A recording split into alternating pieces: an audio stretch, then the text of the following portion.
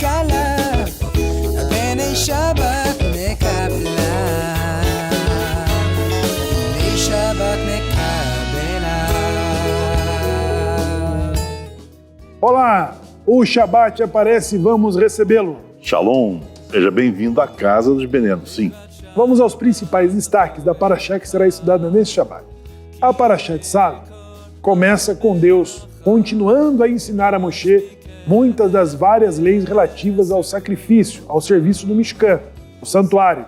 Entretanto, enquanto a porção da semana passada descreveu os carbonotes, o sacrifício, da perspectiva do doador, nesta semana a Torá se concentra de forma direta aos Kohanim, fornecendo mais detalhes sobre o seu serviço. Após descrever, primeiro, a manutenção do fogo que ardia sobre o altar, a Torá discute em detalhes os vários tipos de Korbanot que Aharon e seus filhos e as gerações seguintes de Kohanim estariam oferecendo.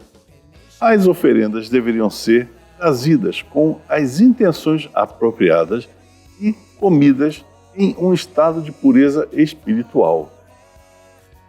Finalmente, Moshe realiza os prolongados Meluim, que é o serviço de consagração do Mishkan, e Moshe unge e introduz Aharon e os seus filhos para o serviço deles, no Mishkan, em frente a toda a congregação de Israel. Seguimos, né, Zait, com a inauguração, né? Agora, nesta semana, a Parashat Tzav descreve exatamente essa consagração do Mishkan, né, e dos Kohanim. Semana passada nós vimos em Vaikra de que a partir da inauguração do Mishkan, Deus começa a falar com Moisés ou tratar com Moshe através dos querubins, ou seja, a presença divina já é perceptível no Mishkan. Agora, esta Parashá ocupa-se em descrever como está sendo feito a dedicação do Mishkan, a inauguração do Mishkan, e também a dedicação de Aharon e seus filhos para exercerem como sacerdotes. Na próxima semana, nós estaremos estudando a Parashá Shemini, ou seja, são 8 dias, Zait, em que estão envolvidos nesta consagração, tanto o Mishkan como os Kohanim. E é uma curiosidade, Zait, de que eles serão... Eles precisam apresentar um sacrifício de pecado, né, e um sacrifício de elevação, e na sequência toda a população de Israel precisa impor as mãos sobre eles como um movimento de tenufá, ou seja, há uma consagração pública também por parte do serviço dos levitas e também do próprio tabernáculo.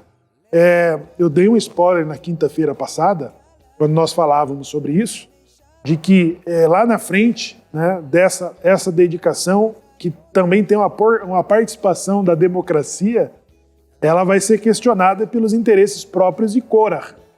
Korah não vai ter uma posição de que ele achava merecer por ser rico, por ser influente, sábio. Ele vai se sentir diminuído por não ter a posição de Elitzafã. Mas enfim, então ele vai instigar os primogênitos Datã e Avirã a reclamarem sobre a legitimidade do sacerdócio. Tentativa de tomada de poder. Uma tentativa de tomada de poder. Na verdade, nós poderíamos tratar uma questão sobre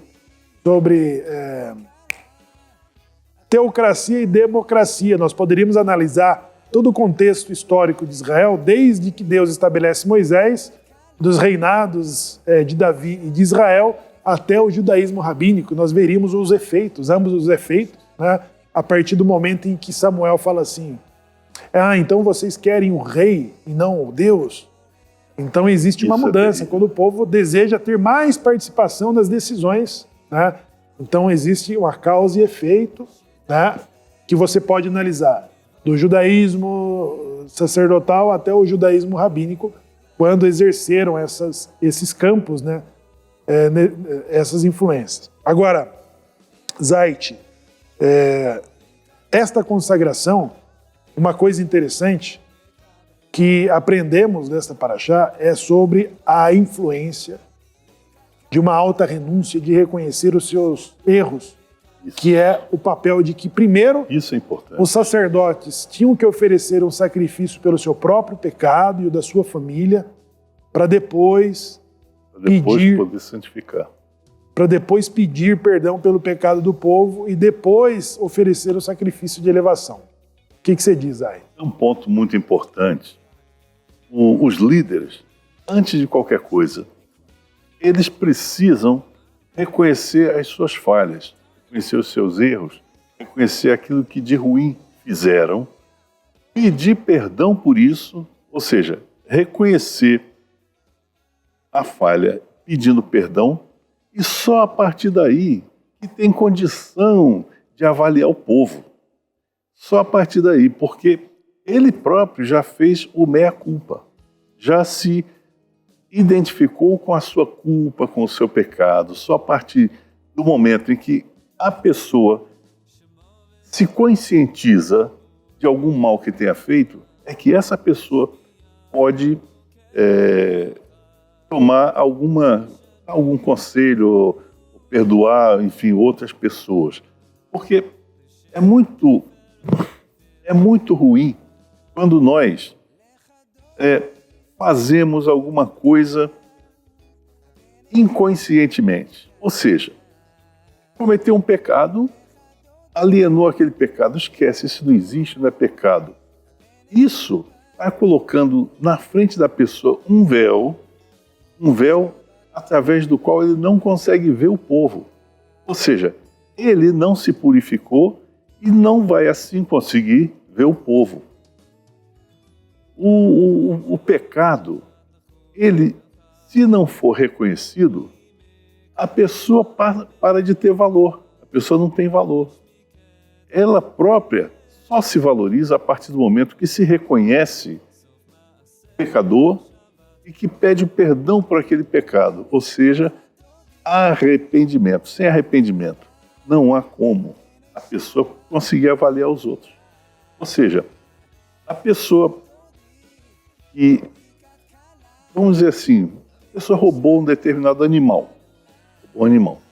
Então, essa pessoa que roubou esse animal, quando ela reconhece o seu erro de ter roubado esse animal, a primeira coisa que faz é o seguinte: eu cometi um erro, isso não podia ter feito. Eu vou devolver esse animal, e como essa pessoa ficou sem esse animal, teve prejuízo, eu vou dar mais 20% do valor do animal.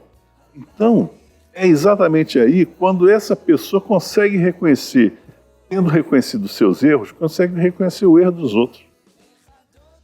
É esse tipo de comportamento que não permite com que a pessoa faça o bem através do mal. É esse tipo de comportamento de arrependimento que impede que a pessoa ofereça um sacrifício, por exemplo, na época, né, um animal roubado. A pessoa rouba um animal para fazer um sacrifício. Na realidade, esse sacrifício que essa pessoa fez não tem valor nenhum para aquela pessoa. Mas a outra pessoa, a pessoa de quem foi furtado ou roubado aquele animal, essa pessoa se vê, sem saber, abençoada. Porque o animal dela que foi sacrificado. A pessoa que sacrificou, ao contrário, ao invés de...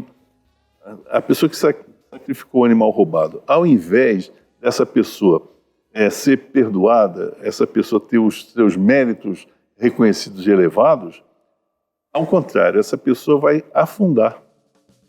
Não se pode fazer o bem através do mal. É impossível. Qualquer mal que se faça, não importa qual seja o motivo, qualquer mal que se faça, só vai vir para o mal. Nada que é feito mal vai vir para o bem. Aquela história do Robin Hood, que rouba dos ricos para dar aos pobres, ele está acabando com a organização, ele está acabando com a fé, ele está acabando com o que de bom possa existir. Ninguém pode roubar do rico para dar ao pobre. Isso é coisa que não cabe, não tem cabimento, não tem reconhecimento de valor. Não pode ter reconhecimento de valor. Não tem validação de Torá, né, Zé? Não tem. Como é que Torá vai validar um sacrifício que a pessoa faz com os bens de alguém. Não pode. Não pode. Isso não tem o mínimo cabimento, não tem mínima explicação, não tem lógica. E para efeito de servidores públicos, de que são os levitas, né? Eles não podem ter propriedades. Isso. E são servidores públicos, né? Porque eles se ocupam de um serviço público, religioso e até em uma esfera política, né? Naquele primeiro momento, e até legislativo e até judiciário, né? Agora, eles são tomados como exemplos, né? Primeiro, para pedir perdão pelos seus próprios pecados, e depois, no caso de Yom Kippur, ele tem que pedir perdão pelos próprios pecados, pedir perdão pelos pecados da família e depois pedir perdão pelo pecado do povo. Né? Nesse caso da paraxá de hoje, da paraxá dessa semana, ele só podia oferecer um sacrifício de elevação depois de ter oferecido um sacrifício pelo pecado. Ou seja, ninguém pode elevar-se em posse de más práticas, inflado de orgulho, de soberba, de arrogância, de prepotência, principalmente estando no serviço público. Por que as pessoas arrepiam sobre prestação de serviço público? Porque tende as pessoas a roubarem, a se aproveitarem de oportunismo nos serviços públicos, né, de atendimento ao público, e que é pago pelos impostos públicos. As pessoas tendem a se arrepiar, porque normalmente é um mau atendimento, né? As pessoas são más atendidas e sempre estão à espera de oportunidade de tirar proveito de tudo, sempre tem vantagens, né? Sempre são munidas de vantagens. Então essas pessoas, elas tendem a criar uma camada muito grossa de que elas não têm sensibilidade e percepção do que acontece ali. Isso já é proibido aos levitas, isso já é proibido aos Kohanim, ao Kohen Gadol, de que precisam ter honestidade e uma consciência tranquila. É isso, Zay? Exato. Então, nessa dedicação do templo, do tabernáculo e também dos Kohanim, estamos tendo aí inclusive nesta paraxá fala do príncipe, fala das atitudes do príncipe e também do animal, do roubo, né, Zay? Nós temos que entender o seguinte: existem 1000 formas de roubo, 1000 formas de furto. A diferença, muitas pessoas não sabem a diferença entre roubo e furto. O furto é quando a pessoa subtrai alguma coisa de alguém sem o conhecimento dessa pessoa. E o roubo é quando é tomado daquela pessoa, a pessoa está presente ali e vê aquilo. Então, roubo ou furto impedem que a pessoa possa ter algum benefício do que quer que tenha sido feito. Existem 1000 formas de roubo e furto. Por exemplo, a pessoa que vai numa repartição pública precisando de alguma coisa. Aí o atendente não está muito afim de trabalhar, não quer. Olha, aí fala para a pessoa, faz o seguinte, vai no departamento não sei o que, do outro lado da cidade, que isso aí você vai resolver lá. Aí a pessoa vai lá no outro departamento e não é aqui não, é em tal lugar. Então, esse tipo de coisa é roubo. Foi feito na cara, na frente da pessoa. É roubo. Está roubando o tempo daquela pessoa. Aquela pessoa precisa daquele tempo para resolver outras coisas na sua vida. E esse tempo está lhe sendo roubado. Então, nós precisamos ter consciência sempre daquilo que nós fazemos. Nós fazemos a favor ou contra outras pessoas. Se a pessoa agindo de forma correta, como é que ela teria que fazer? Ela teria que ver o seguinte: qual é o seu problema, meu senhor? O meu problema é esse. Aí a pessoa, bom, esse problema eu consigo resolver aqui, aquele tem que ser no seu. Então, olha, eu vou resolver esse problema aqui porque é do meu departamento. Eu vou resolver esses outros problemas aqui, olha, eu procuro o departamento tal, vai aqui, vai ali e resolve. Então, aí, o funcionário público que foi pago para exercer o seu trabalho está realmente, de fato, exercendo o seu trabalho de forma honesta, ou seja, está devolvendo ao pagador de imposto resultado por aquele valor que ele pagou de imposto. Então, o roubo, mesmo que seja de tempo, é roubo. É roubo, é forma de prejudicar outra pessoa. Nós precisamos ter muito senso crítico das nossas próprias ações. Quando nós reconhecemos as nossas ações, nós reconhecemos as ações de outras pessoas também. Então, quando nós exigimos de nós, nós conseguimos exigir das outras pessoas também. Ninguém pode fazer algo que não tenha consciência. Ou seja, eu não posso fazer alguma coisa que eu não sei o que é. Se eu sei o que é, ou seja, se eu cometi um erro, reconheci o meu erro, me arrependi do meu erro, pensei, puxa, eu não podia ter feito assim.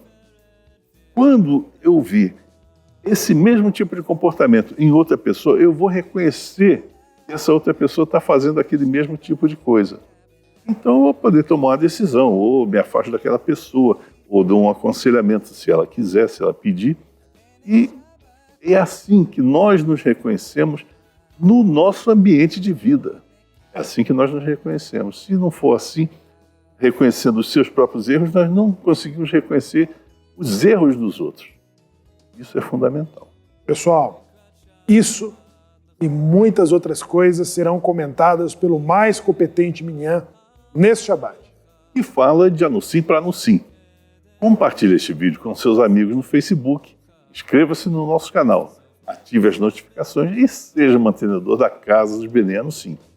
Essa programação é compartilhada com os ouvintes da Rádio Judaica Portuguesa. Shalom. Shalom.